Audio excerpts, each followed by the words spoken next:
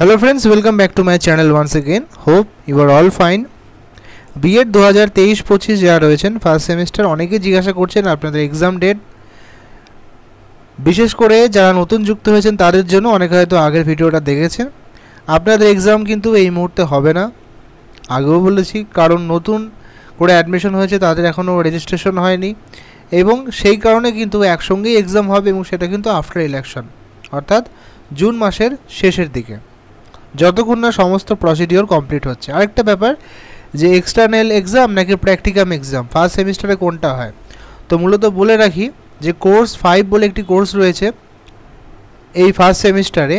সেই কোর্স 5-এ আপনাদের যে মেথড পেপার আছে, অর্থাৎ যে সাবজেক্টটাতে আপনার অনার্স, বেশিরভাগ তো আপনারা সেই বিষয়ে মেথড পেপার নিয়েছেন, তো সেই মেথড পেপারের ওপরই আপনাদের একটা পিপিটি তৈরি করতে হয়, অর্থাৎ পাওয়ার পয়েন্ট প্রেজেন্টেশন, পিপিটি করতে হয়।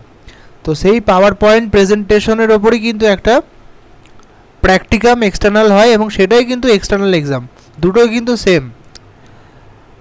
কিন্তু সেম। একজন এক্সটার্নাল আসেন, তিনি আপনার ইন্ডিভিজুয়াল প্র্যাকটিকাম দেখেন এবং আপনি আপনার যে পিপিটি তৈরি করবেন, যখন প্রেজেন্টেশন করাবেন, সেটা কিন্তু তার সামনে বোঝাবেন যে হ্যাঁ অবশ্যই সেটা কিন্তু মেথড পেপারের ওপরে হবে।